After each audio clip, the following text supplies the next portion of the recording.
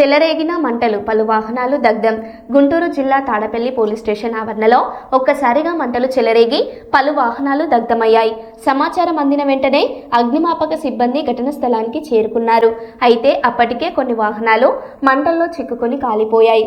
ఈ ఘటనకు సంబంధించిన పూర్తి వివరాలు ఇంకా తెలియాల్సి ఉంది.